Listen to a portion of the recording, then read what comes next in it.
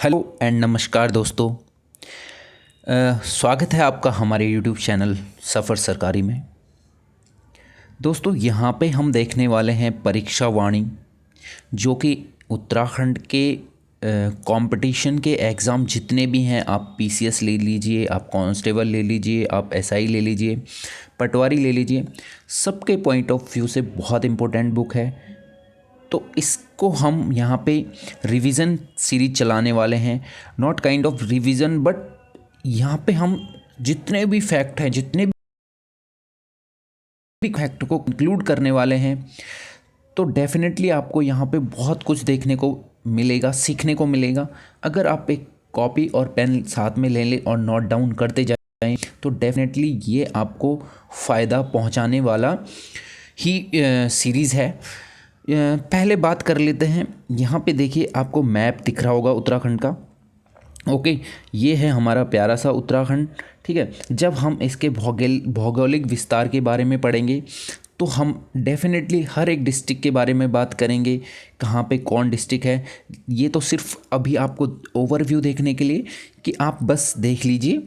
ठीक है, तो सबसे पहले बात करते हैं कि उत्तरांचल राज्य कब बना, कब इसका गठन हुआ, कैसे कैसे ये चलता रहा। तो सबसे पहले हमें पता है कि जब कोई नया राज्य बनता है या नया कोई किसी स्टेट से दूसरा स्टेट बन रहा होता है, तो उसके लिए 3 चीज़ों की परमिशन चाहिए होती है। ठीक है, तो एक चाहिए होती है राज्यसभा से। ठीक है, एक तो राज्यसभा से ये बिल पास होना चाहिए, उससे पहले ये बिल होना चाहिए लोकसभा से पास। ठीक है, तो पहले लोकसभा से बिल पास होगा, उसके बाद राज्यसभा से बिल पास होगा, और उसके बाद प्रेसिडेंट ऑफ इंडिया इसको पास करेंगे। ठीक है, तो ये 3 लोगों का यहाँ पे बड़ा रोल रहता है। ओके, प्रेसिडेंट करेंगे, लोकसभा में जाएगा, सबसे पहले लोकसभा में जाएगा, फिर राज्यसभा में जाएगा, और उसके बाद इसको प्रेसिडेंट साहब क्या करते हैं, सिग्नेचर करते हैं, और ये इम्प्लीमेंट हो जाता है। तो सबसे पहले क्या होता है, एक अगर हम बात करें 27 जुलाई 27 जुलाई, ठीक है, 27 जुलाई 2000 को क्या होता है, ये 27 जुलाई 2000 को ये बिल जाता है लोकसभा में पेश होता है। ठीक है, लोकसभा में पेश होता है। तो ये डेट पूछ ली जा सकती है कि कब लोकसभा में उत्तराखंड राज्य गठन का, या इस बिल का नाम था बेसिकली उत्तर प्रदेश पुनर्गठन बिल। ठीक है, तो उत्तर प्रदेश जब तक संयुक्त प्रांत था, तो उसके साथ ही उत्तराखंड था, तो उसका पुनर्गठन के लिए बिल 27 तारीख को क्या होता है, लोकसभा में पेश किया जाता है। और लोकसभा से पास कब होता है, 1 अगस्त को ये लोकसभा से पास हो जाता है। 1 अगस्त 2000 को ये बिल लोकसभा से पास हो जाता है। ठीक है, अब लोकसभा से पास हो गया बिल, अब बारी आती है राज्यसभा में जाने की। ठीक है, तो राज्यसभा में बिल जाता है 10 अगस्त। ठीक है, तो ये जाता है 10 अगस्त को जाता है ये राज्यसभा में। ठीक है, 2000 को। ठीक है, तो उसके बाद क्या होता है, अब बारी आती है राष्ट्रपति साहब की, क्योंकि लोकसभा ने भी इसे मंजूरी दे दी, राज्यसभा ने भी दे दी। अब राष्ट्रपति, उस टाइम पे जो भारत के राष्ट्रपति थे वो थे डॉक्टर KR नारायण। ठीक है, तो KR नारायण साहब को ये मिलता है 28 अगस्त को। ठीक है, 28 अगस्त को 2000 को ये बिल पास हो जाता है। ठीक है, सिग्नेचर हो जाते हैं राष्ट्रपति के। तो ये अब क्या हो गया, उत्तर प्रदेश पुनर्गठन बिल तीनों जगह से पास हो गया। अब ये राज्य क्या हो गया, एग्जिस्टेंस में आ गया। उसके बाद 9 नवंबर 2000 को हमारा प्यारा उत्तराखंड यहाँ पे बन जाता है। ओके, तो ये 3 क्वेश्चन पूछ लिए जा सकते हैं, बहुत इंपॉर्टेंट है शुरुआत के लिए। ठीक है, उसके बाद देखते हैं गठन की बात करते हैं। तो 9 नवंबर 2000 को हमारा गठन होता है उत्तराखंड का। ठीक है, 9 नवंबर 2000 को। बहुत बेसिक सा क्वेश्चन है। ठीक है, भारत का 27वां राज्य ये बनता है। ठीक है, कौन सा, 27th स्टेट।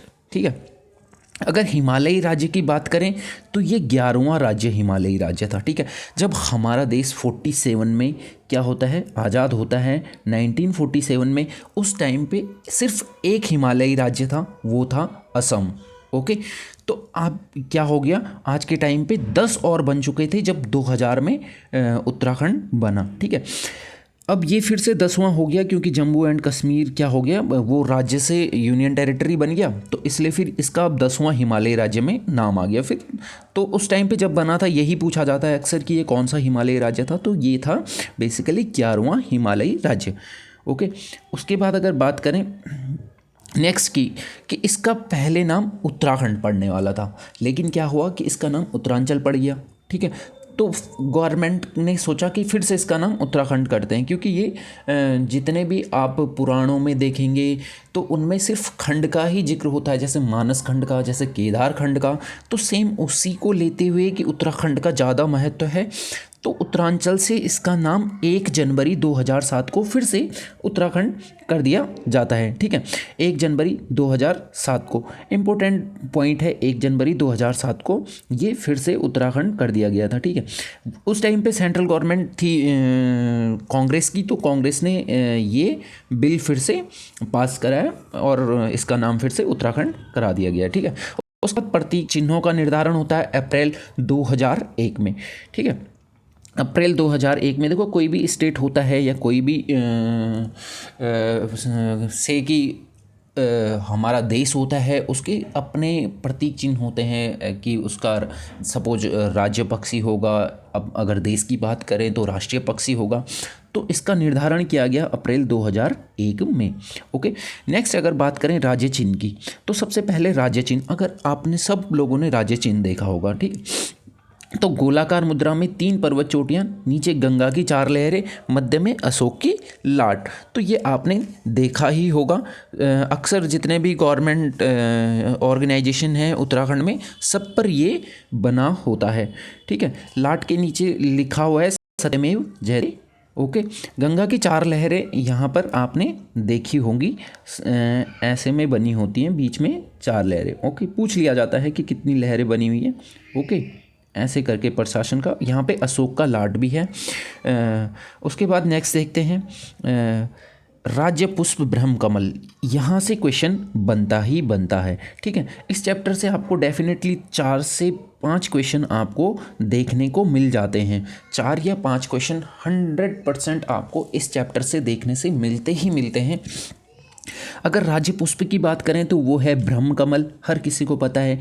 कई बार ऊंचाई पूछ ली जा सकती है कि कौन सी ऊंचाई पर पाया जाता है, तो ब्रह्म कमल जो है ये 4800 से 6000 मीटर की हाइट पर ही पाया जाएगा। ठीक है, तो ये पर्वतीय पौधा है, ये आपको नीचे मिलेगा नहीं, मैदानी क्षेत्रों में बिल्कुल नहीं मिलेगा। अगर वैज्ञानिक नाम की बात करें तो सोसूरिया अब वेलेटा। ठीक है, तो सोसूरिया अब वेलेटा, इसका वैज्ञानिक नाम भी पूछ लिया जा सकता है। और कौन से कुल से ये बिलोंग करता है तो ये पूछ लिया जाए यदि, तो ये है एस्टेरेसी कुल का पौधा। ठीक है, ये भी पूछ लिया जा सकता है। ओके, अगर बात करें नेक्स्ट क्वेश्चन की, क्या नेक्स्ट क्वेश्चन बन सकता है कि उत्तराखंड में ब्रह्म कमल की कितनी प्रजातियां पूछी जा सकती हैं, कितनी प्रजातियां पाई जाती हैं। ठीक है, एक पढ़ने का तरीका होता है कि आप ना क्वेश्चन बना के पढ़िए। अगर आप कुछ पढ़ रहे हैं ना, उसका क्वेश्चन बनाइए, तो काउंटर तो हमारे ब्रेन को ये आदत पड़ जाएगी, जब भी हम कुछ चीज़ देखेंगे ना तो उसमें क्वेश्चन मार्क आएगा, उसमें क्वेश्चन मार्क आएगा, और जब क्वेश्चन मार्क आएगा तब उसका आंसर आएगा।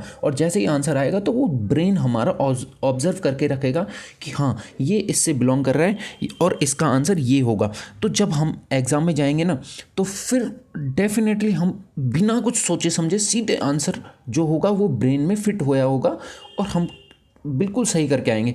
अगर हम थ्योरी पढ़ते हैं और क्वेश्चनिंग नहीं करते तो क्या होता है कि बिना क्वेश्चनिंग के हम सिर्फ थ्योरी पढ़ते जाते हैं, तो हमें रिलेट करनी पड़ती हैं चीज़ें क्वेश्चन पेपर में जब हम कंपटीशन में बैठे होते हैं।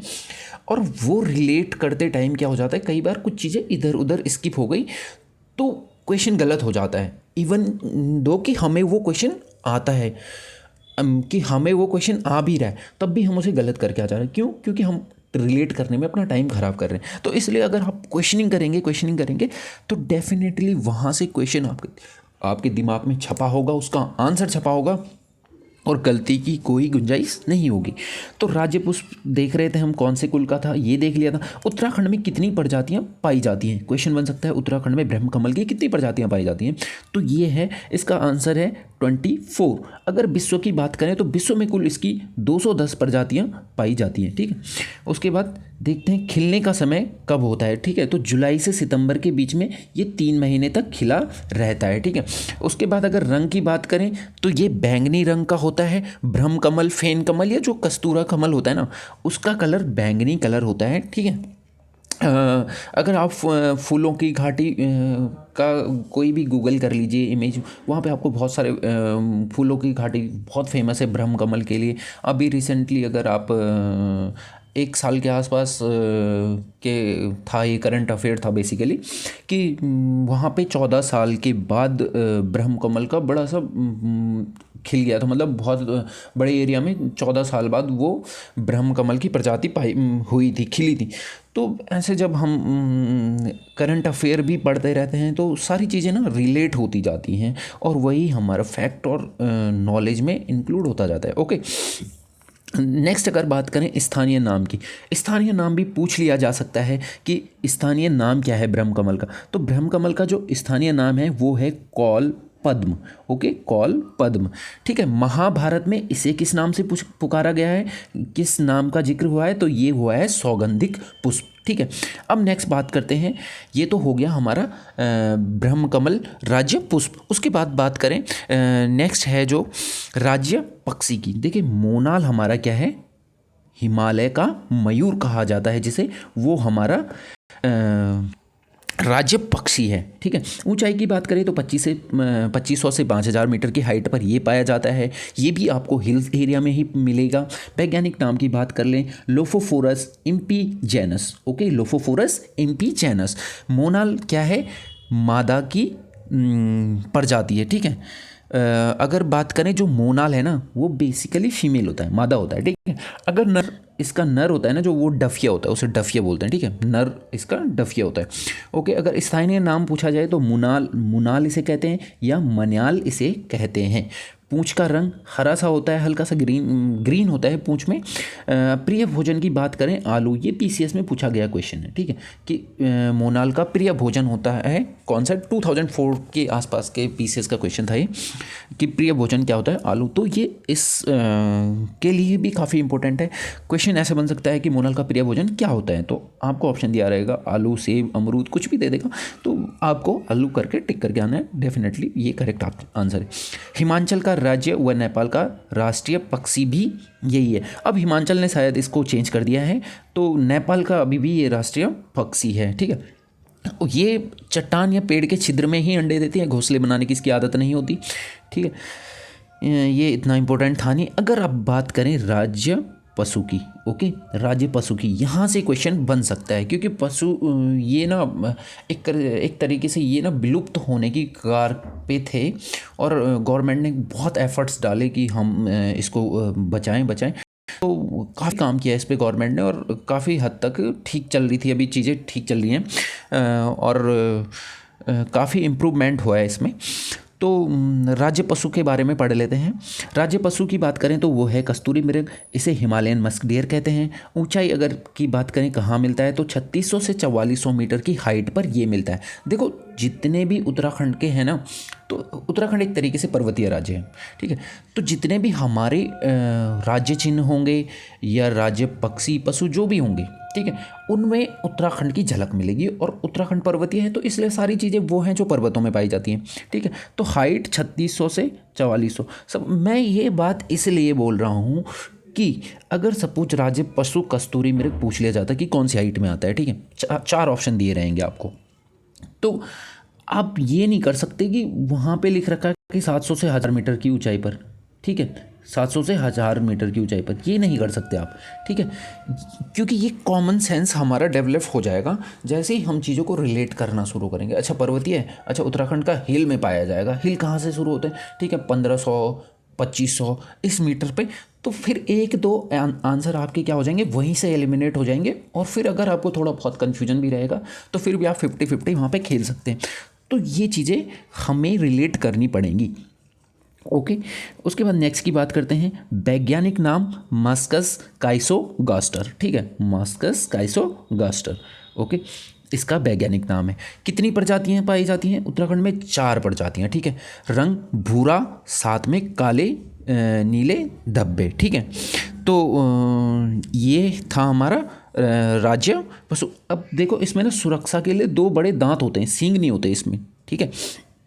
ओके।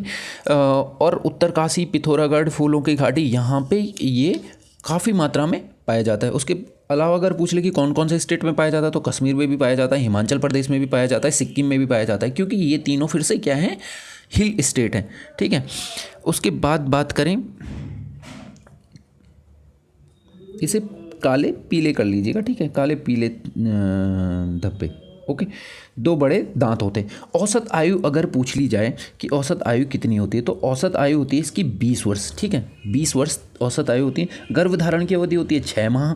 कस्तूरी प्राप्त सिर्फ नर से होता है, ठीक है। ये क्वेश्चन पूछा गया है, प्रीवियस ईयर का है कि कस्तूरी सिर्फ नर से होता है, प्राप्त होता है, और 3 साल में सिर्फ एक बार ही हम इसे नर जो कस्तूरी मृग है ना उससे ही प्राप्त कर सकते हैं, ठीक है। एक तरीके से ये रासायनिक रसायन है, प्राकृतिक रसायन है, ठीक है।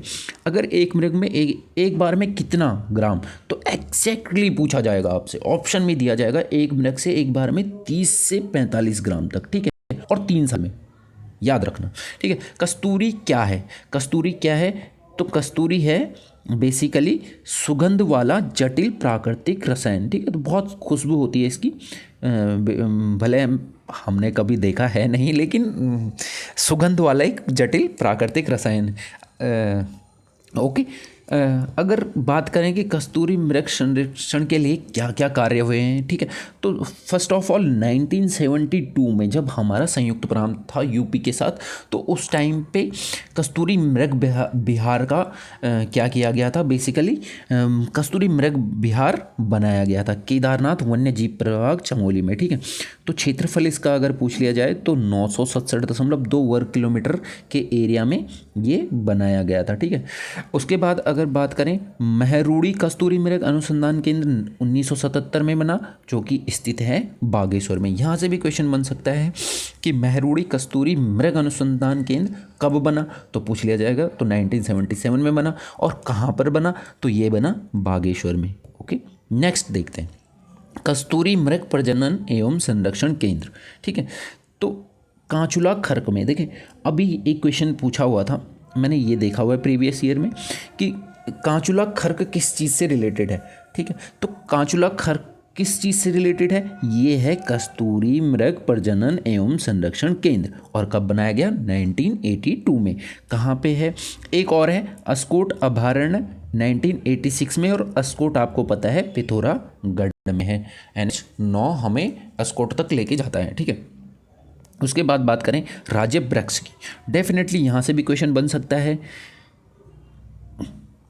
तो अगर राज्य वृक्ष की बात करें तो ये है हमारा राज्य वृक्ष बुरांस, और कहाँ पर मिलता है, 1500 से लेकर 4000 मीटर की हाइट पर, ठीक है। विशुद्ध रूप से पर्वतीय वृक्ष का मतलब क्या है, विशुद्ध, विशुद्ध का मतलब इसके अलावा आपको मिलेगा ही नहीं कहीं, ठीक है। तो सिर्फ बुरांस आपको पहाड़ों में देखने को मिलेगा। वानस्पतिक नाम की बात कर लेते हैं, इसका नाम क्या है, तो इसका नाम है रोडोडेंड्रॉन अर्बोरियम, ठीक है, रोडोडेंड्रॉन अर्बोरियम।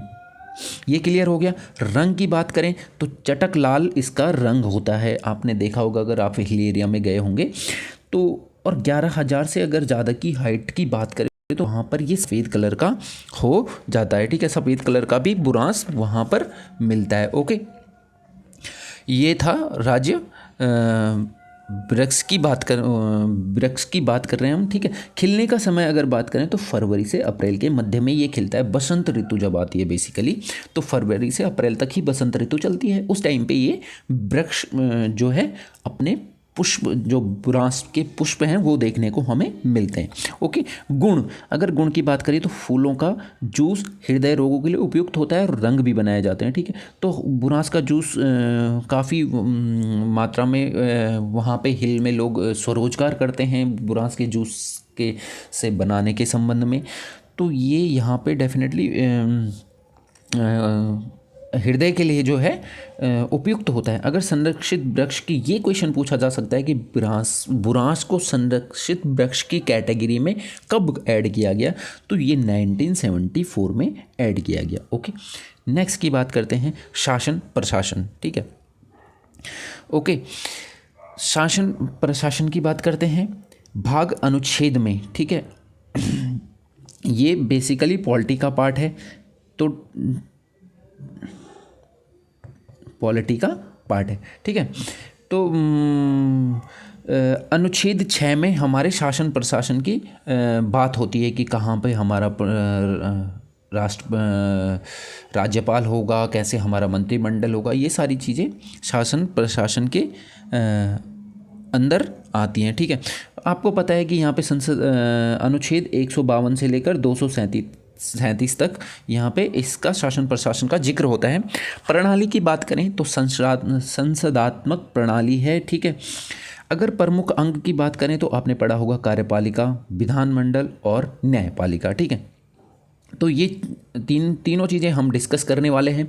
कार्यपालिका क्या होती है, देखिए। ठीक है, कार्यपालिका वो होती है जिसका राज्यपाल, ठीक है, सबसे पहले बात कर लेते हैं राज्यपाल। कार्यपालिका के अंदर आता है राज्यपाल। ठीक है, तो राज्यपाल, हर स्टेट का अपना एक राज्यपाल होता है। ये कहता है 153, आर्टिकल नंबर 153 की हर एक स्टेट में एक राज्यपाल होगा। ठीक है, अब राज्यपाल बेसिकली राज्यपाल को गवर्नर बोलते हैं।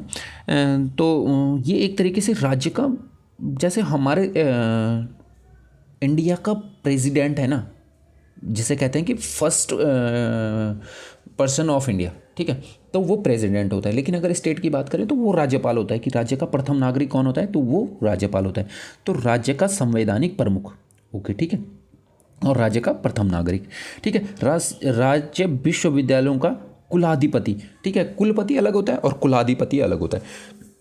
तो जितने भी हमारे स्टेट में क्या है, जितने भी हमारे स्टेट में विश्वविद्यालय हैं, ठीक है, जितने भी यूनिवर्सिटीज़ हैं हमारे उत्तराखंड राज्य में, उनका जो कुलाधिपति होगा वो हमारा राज्यपाल होगा, न कि कुलपति। कुलपति दूसरा होता है जो वहीं तक सीमित रहता है जिसका, लेकिन सबकी बात करें तो वो कुलाधिपति होता है। ओके, उसके बाद इसका नियुक्ति कौन करता है, राष्ट्रपति करता है, और जब मर्जी राष्ट्रपति तब हटा भी सकता है। ठीक है, अभी देखा होगा आपने कि कार्यकाल बेसिकली 5 साल का होता है। तो जो राज्यपाल होता है उनका कार्यकाल बेसिकली 5 साल के लिए होता है, लेकिन ये डिपेंड करता है कि राष्ट्रपति कब उन्हें कार्य मुक्त कर दें। ठीक है, और जब तक राष्ट्रपति चाहते हैं तब तक वो उनकी इच्छा पर्यंत अपने पद पर रह सकते हैं। ठीक है, होता कार्यकाल अगर पूछ लिया जाए तो 5 साल का हो सकता है, होता है। ठीक है, नियुक्ति की बात करें तो राष्ट्रपति इनको नियुक्त करता है। उसके बाद देख लेते हैं, ठीक है, मुख्यमंत्री के बारे में तो आप सबको पता होगा। ठीक है, आजकल हमारे मुख्यमंत्री कौन है, धामी साहब। ठीक है, अब चुनाव होने वाले हैं, 14 फरवरी आने वाली है। फिर देखते हैं उत्तराखंड में तो मुख्यमंत्री बहुत सारे मतलब बन ही जाते हैं, तो उसके बाद देखते हैं कि ये फिर आते हैं या नहीं आते, चलो वो बात की बात है।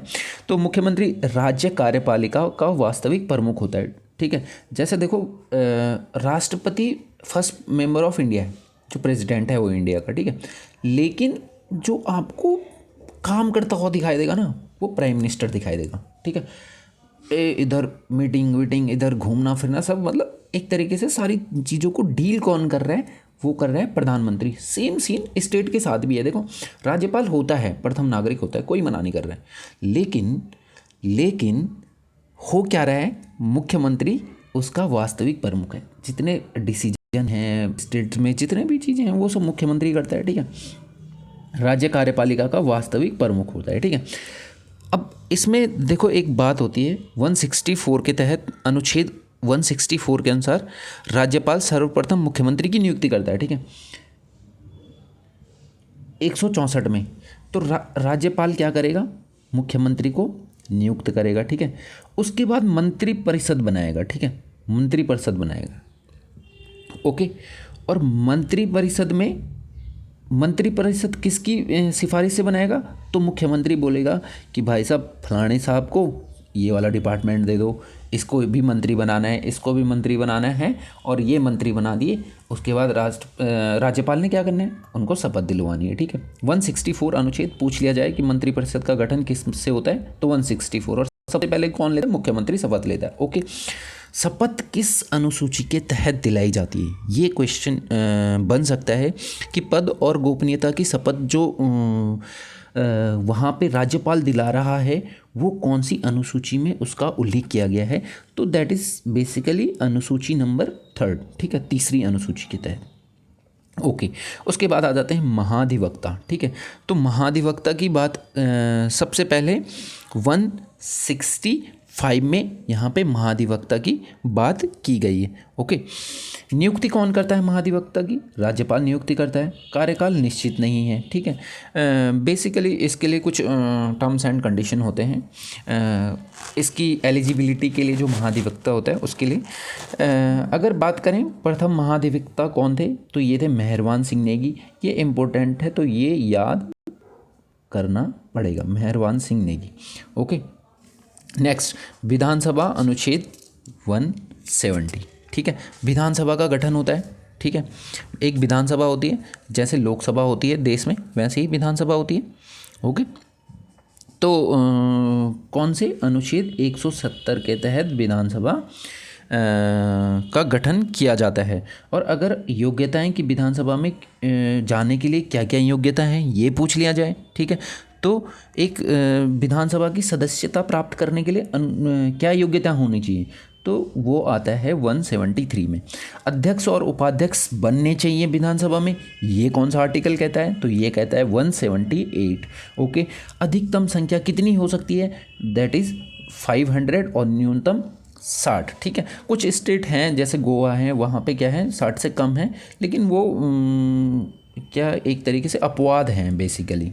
ठीक है, चुनाव वयस्क मताधिकार होता है, प्रत्यक्ष रीति से होता है। वयस्क मतलब 18 साल से ऊपर अगर आप हैं, वयस्क हैं, ठीक है, तो गवर्नमेंट मानती है कि आप क्या कर सकते हैं, चुनाव दे सकते हैं। प्रत्यक्ष रीति का मतलब होता है, देखो 2 तरीके से चुनाव होते हैं। ठीक है, प्रत्यक्ष का मतलब कि अब जैसे विधानसभा के चुनाव होने वाले हैं, सबको अनाउंसमेंट कर दी निर्वाचन आयोग ने कि सब लोग भाई 14 तारीख को जाएंगे, वोटिंग करेंगे वहाँ पे। ठीक है, तो वो एक प्रत्यक्ष तरीका है।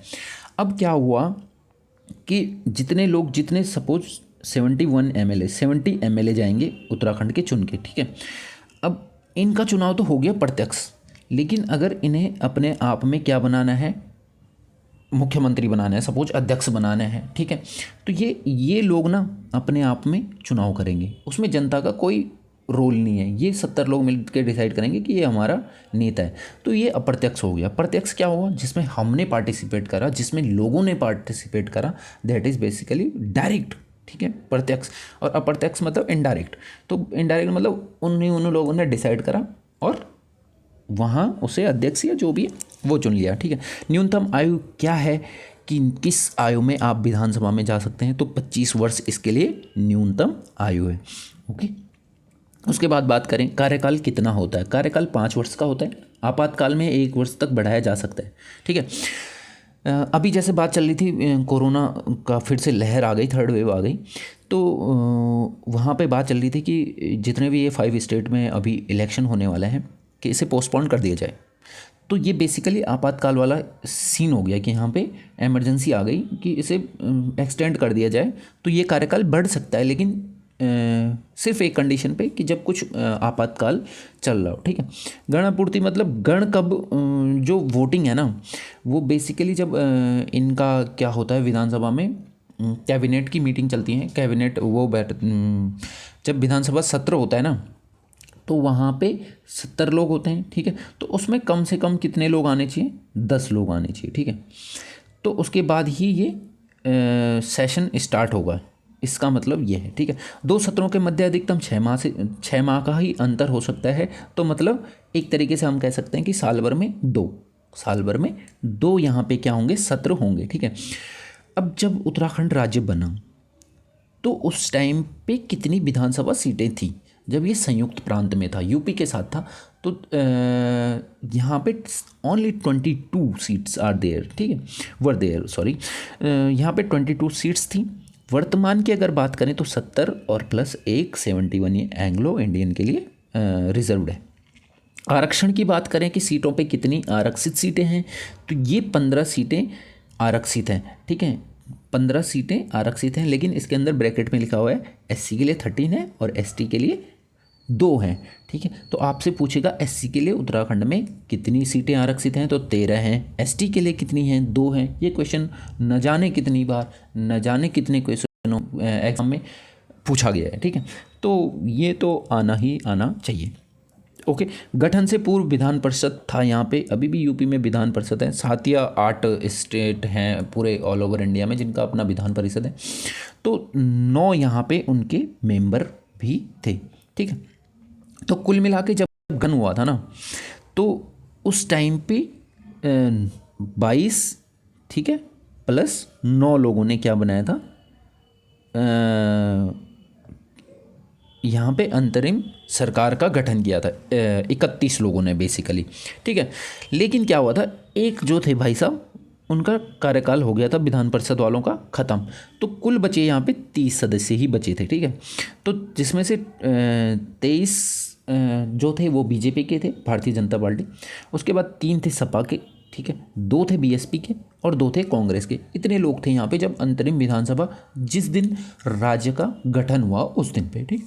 तो अब 9 नवंबर को राज्य का गठन होता है, उसी दिन तो चुनाव करवाएंगे नहीं, ठीक है, अगले साल चुनाव होने वाले थे, तो इसलिए उन्होंने कहा एक तब तक सरकार बना दो। बीजेपी के ज़्यादा नंबर्स ऑफ मेंबर थे विधानसभा में, 23 थे टोटल, तो उन्होंने कहा भाई बीजेपी को ही क्या दे दो, मुख्यमंत्री बनाने को दे दो, ठीक है। तो राज्यपाल उस टाइम पे बने हमारे सुरजीत सिंह बरनाला जी। क्वेश्चन पूछ लिया जा सकता है कि फर्स्ट जो गवर्नर थे उत्तराखंड के वो कौन थे, सुरजीत सिंह बरनाला साहब थे। अगर बात करें अंतरिम विधानसभा अध्यक्ष, ठीक है, अंतरिम का मतलब होता है जो काम चलाओ, एक तरीके से गठन कर लिया, ठीक है, कि अगले साल चुनाव है, जब चुनाव में जाएंगे तो उससे पहले तब तक ये काम चलाएं, ठीक है। तो प्रकाश पंत साहब यहाँ पे बीजेपी के थे, वो यहाँ पे अंतरिम विधानसभा अध्यक्ष से ठीक है। प्रथम सत्र कब शुरू होता है, 9 जनवरी 2001 को। तो ये लगाओ कि 9 नवंबर को राज्य का गठन हुआ, 9 दिसंबर 9 जनवरी, ठीक है, 2 महीने बाद ही प्रथम सत्र शुरू हुआ था विधानसभा का, ठीक है। अगर मुख्यमंत्री की बात करें, ठीक है, तो मैंने बताया आपको कि बीजेपी के ज़्यादा नंबर्स थे विधानसभा में, तो इसलिए यहाँ पे सीट किसको मिलने वाली थी, बीजेपी को, सीएम की, जो मैं सीएम की बात कर रहा हूँ, तो वो सीएम बने नित्यानंद स्वामी जी। उसके बाद इनके मंत्रिपरिषद में कुल कितने लोग थे, 9 लोग थे कैबिनेट मिनिस्टर और 4 राज्य मंत्री थे, 9 और 4 13, ठीक है। उसके बाद दूसरे बनते हैं यहाँ पे, दूसरे सीएम बनते हैं भगत सिंह कोश्यारी जी, आजकल महाराष्ट्र के गवर्नर हैं भगत सिंह कोश्यारी जी, कुमाऊँ से आते हैं।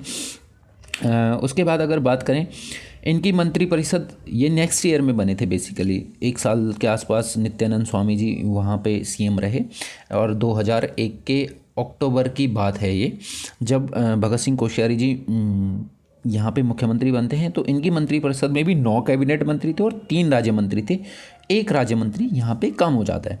अब बात करते हैं विधानसभा चुनाव की। तो अभी तक देखो 4 विधानसभा चुनाव उत्तराखंड में हो चुके हैं। जो 14 फरवरी 2022 को चुनाव होने वाला है वो बेसिकली 5वां विधानसभा चुनाव है। ओके, तो सबसे पहले हुआ था 14 फरवरी 2002 को, ठीक है, 14 फरवरी 2002 को, ठीक है।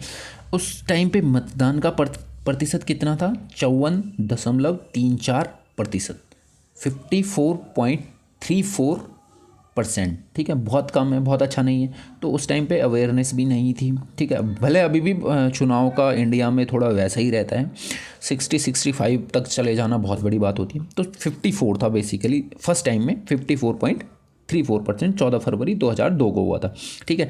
प्रथम निर्वाचित मुख्यमंत्री, देखो ये पूछता है क्वेश्चन, प्रथम निर्वाचित मुख्यमंत्री। देखो अभी तक तो जो नित्यानंद स्वामी जी आए या कोश्यारी जी आए, वो बेसिकली काम चलाने के लिए आए, वैसे बनते रहे, तो उनका निर्वाचन नहीं हुआ, वो अंतरिम सरकार में थे, तो इसलिए डायरेक्टली उन्हें निर्वाचन में नहीं माना जाता। निर्वाचन में अगर कोई फील्ड में आया, उसने चुनाव लड़े, तो वो थे नारायण दत्त तिवारी जी, ठीक है, ये भी कुमाऊँ से आते हैं। 2 मार्च 2002 को इन्होंने यहाँ पे क्या करा, शपथ ग्रहण करा, ठीक है, मुख्यमंत्री बन गए 2 मार्च 2002 को। तो अभी देख रहे हो आप 2000 में नवंबर में 2000 के नवंबर में राज्य गठन हो रखा है। 1 साल और 4 महीने या 5 महीने हुए हैं और 3 मुख्यमंत्री आ चुके हैं उत्तराखंड में।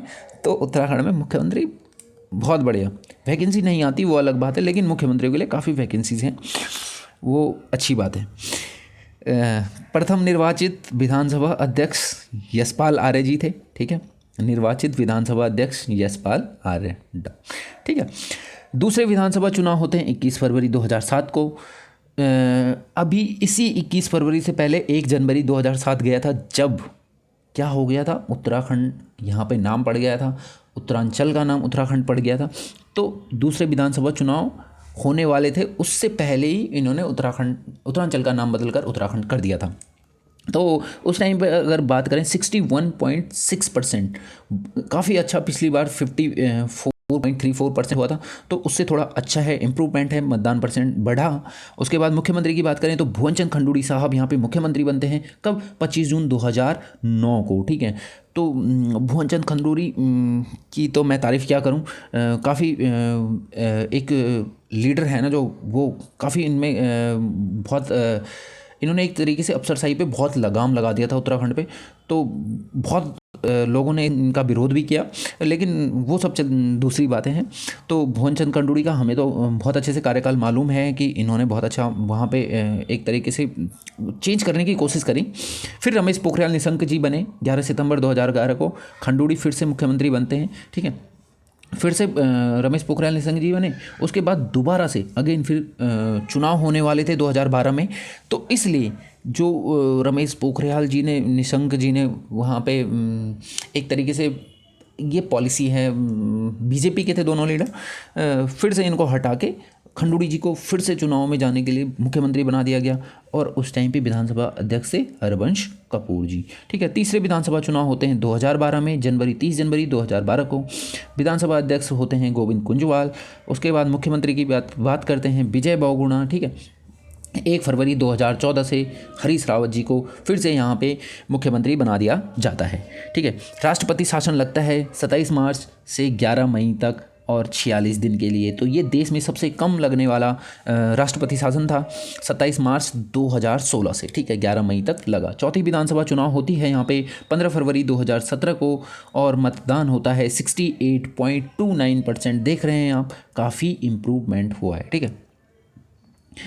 उसके बाद विधानसभा अध्यक्ष प्रेमचंद अग्रवाल जी बनते हैं, मुख्यमंत्री बनते हैं त्रिवेंद्र सिंह रावत। 2017 की बात है, जब चौथे विधानसभा चुनाव हो रहे थे 15 फरवरी को, मुख्यमंत्री त्रिवेंद्र सिंह रावत जी बनते हैं। उसके बाद फिर से तीरथ सिंह जी बनते हैं, तीरथ सिंह जी 2-3 महीने रहते हैं, फिर से धामी जी बन जाते हैं। तो ये था मुख्यमंत्री चौथे विधानसभा चुनाव की बात। देखिए, उच्च न्यायालय की बात करें अगर, ठीक है, तो उच्च न्यायालय होना चाहिए प्रत्येक स्टेट में। ये कौन सा अनुच्छेद कहता है, तो ये कहता है अनुच्छेद 214। गठन इसका कब हुआ, 9 नवंबर 2000 को। जैसे ही उत्तराखंड राज्य का गठन होता है उसी दिन यहाँ पे नैनीताल में एक उच्च न्यायालय बना दिया जाता है, जो कि देश का 20वां उच्च न्यायालय होता है, ठीक है। उच्च न्यायालय भवन बनाया गया। ये देखो, जहाँ पे उच्च न्यायालय भवन है ना, वो बेसिकली ब्रिटिश शासनकाल में एक लेफ्टिनेंट गवर्नर थे, सर सेंटोनी मैकडोनल्ड, ठीक है, सेंटोनी मैकडोनल्ड, ठीक है, ब्रिटिश गवर्नर लेफ्टिनेंट थे ये, इन्होंने बनवाया था, ठीक है। यहाँ पे काफ़ी टाइम तक पहले एक ब्रांसडेल स्कूल चला था। उसके बाद यूपी सरकार ने भी यहाँ पे ग्रीष्मकालीन राजधानी चलाई थी। तो ये काफ़ी एक तरीके से इम्पोर्टेंट आर्किटेक्चर है, जिसे सर सेंटोनी मैकडोनाल्ड ने बनाया था। पूछा जा सकता है कि उच्च न्यायालय जो जिसमें भवन चल रहा है आज के टाइम पे नैनीताल में, वो किसने बनाया था, ठीक है। उसके बाद अगर बात करें प्रथम मुख्य न्यायाधीश की, ठीक है, तो ये थे ए देसाई। तो कई बार पूछ लिया जाता है हु वाज द फर्स्ट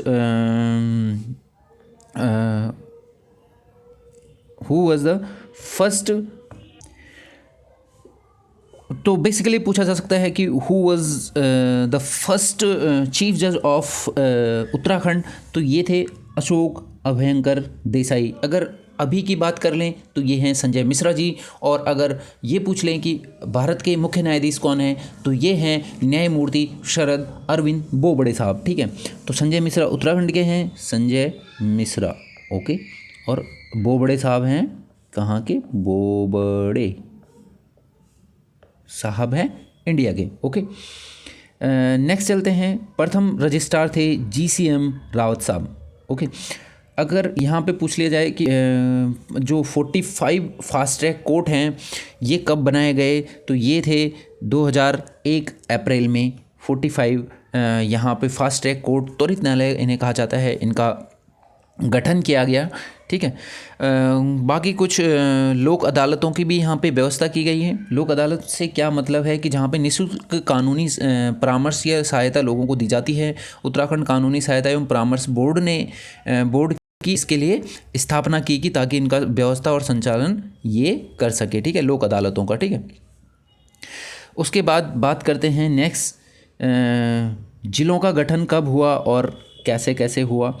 तो सबसे पहले देख लेते हैं, सबसे पहले आता है एग्जिस्टेंस में देहरादून 1817 में। ठीक है, जब आप हिस्ट्री पढ़ेंगे तो आपको पता चलेगा कि 1804 में क्या होता है, गोरखाओं का आक्रमण कर देते हैं गोरखा और गढ़वाल को अपने अधीन में ले लेते हैं। देहरादून के खुड़बेड़ा मैदान में पृथ्वीपति शाह को इनकी क्या हो जाती है, शहादत हो जाती है।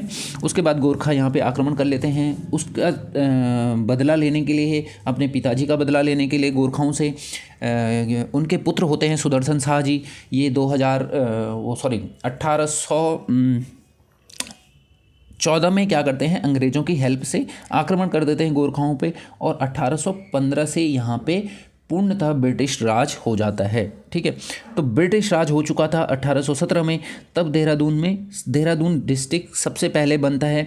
उसके बाद बनता है पौड़ी 1840 में। ठीक है, 1840 में पौड़ी बनता है। ठीक है, बेसिकली ये पौड़ी गढ़वाल जो है यहाँ श्रीनगर से लाया गया 1840 में। उसके बाद 2 डिस्ट्रिक्ट और बनते हैं, अल्मोड़ा व नैनीताल 1891 में। ठीक है, 1891 में अल्मोड़ा व नैनीताल। तो अभी देखिए यहाँ पे कितने डिस्ट्रिक्ट हैं।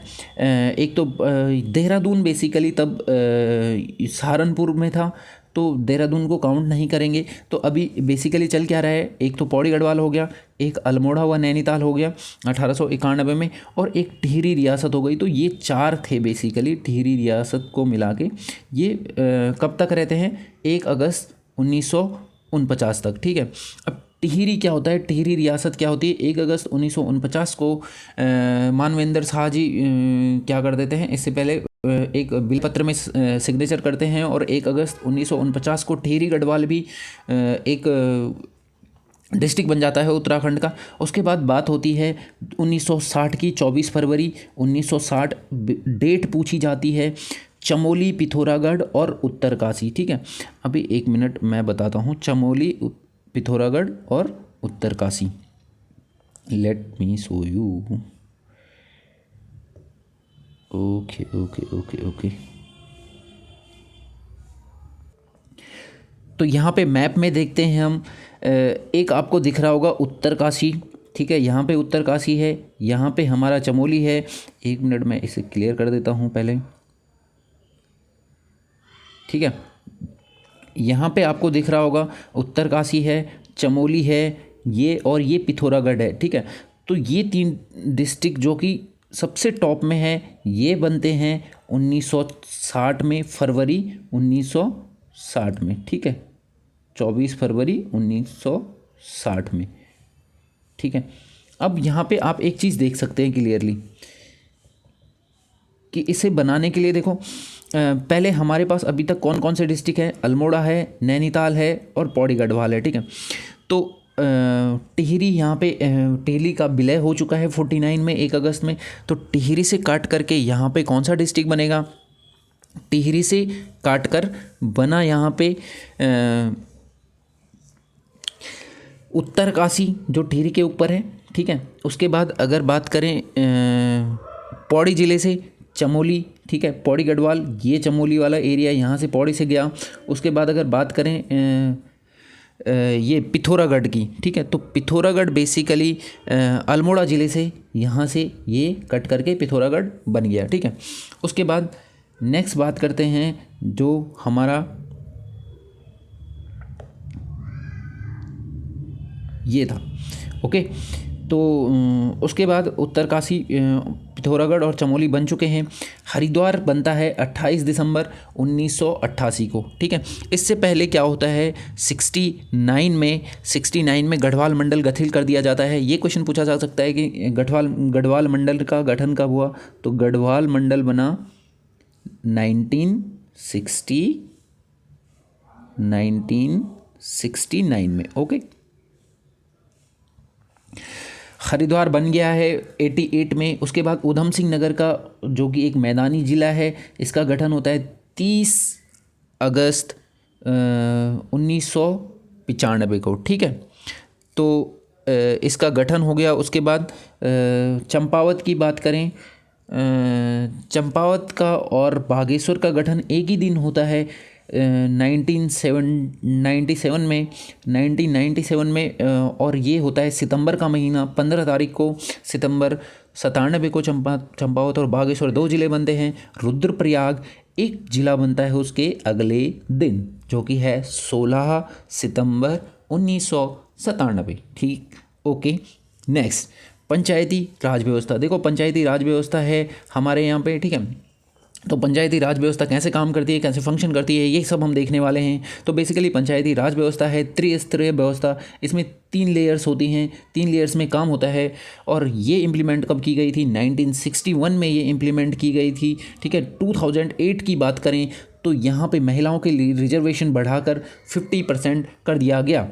उसके बाद बात करें, सबसे पहले इसकी जो सबसे टॉप लेयर है त्रिस्तरीय जो यहाँ पे व्यवस्था है पंचायत, उसकी सबसे जो टॉप लेयर है वो है बेसिकली जिला पंचायत। जिला पंचायत क्या होता है, जिला पंचायत व्यवस्था शीर्ष निकाय है, ठीक है, मैंने बता दिया टॉप लेयर है।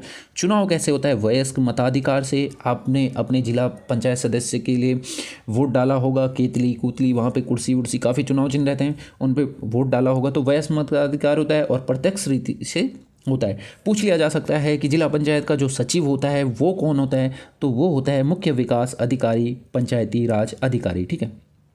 उसके बाद बात करें नेक्स्ट क्षेत्र पंचायत सदस्य की, ठीक है। तो क्षेत्र पंचायत सदस्य होता है, ये मध्य स्तरीय है, ठीक है। टॉप लेवल जिला पंचायत सदस्य, जिला वाला, ठीक है। उसके बाद सेकेंड वाली आती है ये जो क्षेत्र पंचायत पढ़ ही रहे हैं, उसके बाद आएगी ग्राम पंचायत। मध्य स्तरीय होता है, चुनाव वयस्क मताधिकार से होता है और प्रत्यक्ष रीति से होता है। अधिकतम कितने हो सकते हैं, 40 हो सकते हैं और न्यूनतम 20 हो सकते हैं, ठीक है। सचिव इसका वीडियो होता है ब्लॉक डेवलपमेंट ऑफिसर। पंचायत की बात करें ग्राम पंचायत की, तो गठन हेतु न्यूनतम आबादी 500 पहाड़ों में होनी चाहिए और 1000 मैदानों में होनी चाहिए ग्राम पंचायत के लिए। ग्राम पंचायत बेसिकली सबसे लोएस्ट लेयर है इसकी पंचायती राज सिस्टम की, ठीक है। एक ग्राम पंचायत में काफ़ी सारे गांव हो सकते हैं, 500 लोगों को बेसिकली इन्हें कवर करना होता है, ठीक है। तो ग्राम पंचायत होती है, सदस्यों की संख्या 5 से 15 हो सकती है, ओके। प्रधान बनने की न्यूनतम आयु कितनी है, प्रत्येक ग्राम सभा की एक ही ग्राम पंचायत होती है। जैसे कि मैं अपनी बात करूं, हमारे यहाँ पे 3 गांव है एक ग्राम सभा में, ठीक है। सपोज 3 गांव है, 1 2 3, ठीक है, ये एक ग्राम सभा में, ठीक है। और हमारी ग्राम पंचायत ये रही, ठीक है, ये ग्राम पंचायत है, ये ग्राम सभा है, ठीक है। तो इस ग्राम सभा में जितने भी गाँव हैं, ये X, ये Y और ये Z, तो इन तीनों का जो ग्राम पंचायत होगी वो यही होगी, X, Y और Z, ठीक है। अब इस ग्राम पंचायत में क्या हो सकता है, एक A, B, C और D नाम के 4 अलग अलग क्या हो सकते हैं, गांव हो सकते हैं। इनका भी यहाँ बिलोंग, ये मतलब इनका भी ग्राम पंचायत यही होगा, A, B, C, D, इन चारों का यही होगा। तो यही ये कहना चाह रहा है, ठीक है। बैठक साल भर में 2 बार होती है, सचिव इनका ग्राम पंचायत द्वारा नियुक्त किया जाता है, ओके। उत्तराखंड ने अपना पंचायती राज अधिनियम कब लागू किया था, ठीक है। तो ये किया था 4 अप्रैल 2016 में, ठीक है। अपना पंचायती राज सिस्टम 4 अप्रैल 2016 में लागू किया था। जिला पंचायत कितने हैं, तो जिला 13 हैं, तो इसलिए 13 जिला पंचायत हैं। क्षेत्र पंचायत कितने हैं, 95, ठीक है। ग्राम पंचायत कितनी है, 7,791, ठीक है, 7,791। तहसील की बात करें तो 110 तहसील यहाँ पर हैं, ठीक है। ये क्षेत्र panchayat basically number of blocks हैं, विकास खंड बोलते हैं, ठीक है। विकास खंड में क्वेश्चन और पूछ लिया जाता है कि मैक्सिमम नंबर ऑफ ब्लॉक्स किस डिस्ट्रिक्ट में हैं, तो ये हैं पौड़ी गढ़वाल में, जो कि हैं 15। उसके बाद नेक्स्ट की बात करते हैं उप तहसील होती हैं 18। न्याय पंचायतें कितनी हैं, तो न्याय पंचायत है 670, ठीक है। पंचायत राज को संवैधानिक दर्जा 73वें संविधान संशोधन के थ्रू मिला और 1992 में लागू हुआ। 24 अप्रैल 1993 को। लेकिन जो 73वां संविधान संशोधन था वो 1992 में हो गया था। ओके, अगर बात करें नगर निगम निकाय की, नगर निकाय प्रणाली की, तो संवैधानिक दर्जा इसे 74वें संविधान संशोधन से मिला। नगर निकाय को 1993 में ये आया। और नगर निगम में बेसिकली 3 लेयर्स होती हैं, इसमें भी देख लेते हैं। नगर निगम, ठीक है, न्यूनतम मैदानी जनसंख्या 1 लाख, पहाड़ की बात करें तो 90,000, ठीक है। मेयर का चुनाव जनता द्वारा 5 वर्ष के लिए होता है। और कुल नगर निगम उत्तराखंड में 9 हो चुकी हैं, पहले 8 थी, एक श्रीनगर रिसेंटली ऐड हुई है, तो यहाँ कुल नगर निगम 9 हो चुकी हैं। नगर पालिका परिषद हैं 41, ठीक है। मैदानी, यहाँ पे क्राइटेरिया क्या है, मैदानी जनसंख्या 50,000 से, नज़र नहीं भाई, हज़ार से 1 लाख तक। पहाड़ी की अगर बात करें तो 90,000 तक, ठीक है। तो 50,000 से लेकर 1 लाख तक की अगर कहीं पे पॉपुलेशन है तो वहाँ पे हो गए नगर निगम, ठीक है। उसके बाद बात कर लेते हैं नगर पंचायत, ये हैं 43, जनसंख्या 5,000 से 50,000, ठीक है। मनोनीत पंचायत बद्रीनाथ, केदारनाथ, गंगोत्री, ठीक है। तो ये पूछ लिया जाता है, नंबर पूछ लिए जा सकते हैं, बाकी जनसंख्या रेयरली, आई डोंट थिंक कि जनसंख्या पूछ सकता है। आजकल तो कहीं भी घुस जाते हैं यूपीएससी, तो भाई साहब पता नहीं कहाँ कहाँ से क्वेश्चन कर लेते हैं। तो पढ़ना सब कुछ है, छोड़ना कुछ नहीं है। महत्वपूर्ण वन लाइनर देख लेते हैं एक बारी में, ठीक है। राज्य प्रशासन की धुरी किसे कहा जाता है, ठीक है। तो ये होता है मुख्य सचिव, ठीक है। IAS होता है, कोई वरिष्ठतम IAS, ठीक है। तो ये मुख्य सचिव होता है, ठीक है। राजस्व व्यवस्था कब लागू की गई थी, तो 1874 में, ठीक है। उस टाइम पे यहाँ पे ब्रिटिश था, शासन था, तो उन्होंने ही राजस्व व्यवस्था को इम्प्लीमेंट करा था।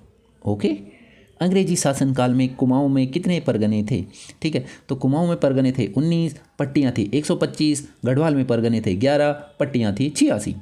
ओके, कुल मंडल की बात करें तो 2 मंडल हैं, कुमाऊं मंडल और गढ़वाल मंडल। कुल जिले की बात करें तो 13 डिस्ट्रिक्ट हैं यहाँ पे, उटेदेह, चनेपी, पोरोबाज, ये तो बचपन से रटा हुआ है। लोकसभा की सीटें कितनी हैं, 5 हैं, ठीक है। अल्मोड़ा हो गई, पौड़ी हो गई, नैनीताल हो गई, टिहरी हो गई और हरिद्वार हो गई। यहाँ पे एक रिजर्व है जो कि अल्मोड़ा है। और राज्यसभा की कितनी सीटें हैं, तो राज्यसभा की 3 सीटें हैं। ये महिला पुलिस कांस्टेबल का क्वेश्चन था कि राज्यसभा में उत्तराखंड की कुल कितनी सीटें हैं, तो ये बेसिकली 3 सीटें हैं। किस अनुच्छेद के तहत उच्च न्यायालय को राज्य के अन्य न्यायालय, एक मिनट, हाँ, किस अनुच्छेद के तहत उच्च न्यायालय को राज्य के अन्य न्यायालयों व न्यायाधिकारों के अधीक्षण का अधिकार है, तो ये कहता है अनुच्छेद नंबर 127, ठीक है। उसके बाद ये हम नेक्स्ट चैप्टर में पढ़ेंगे, ये नेक्स्ट चैप्टर है बेसिकली, तो नेक्स्ट जो लेक्चर होने वाला है उसमें पढ़ेंगे, ठीक है। आप नोट्स बना लीजिए, इट्स अप टू यू, मज़े करिए। ओके बाय, तब तक के लिए good bye, see you soon. Okay bye bye.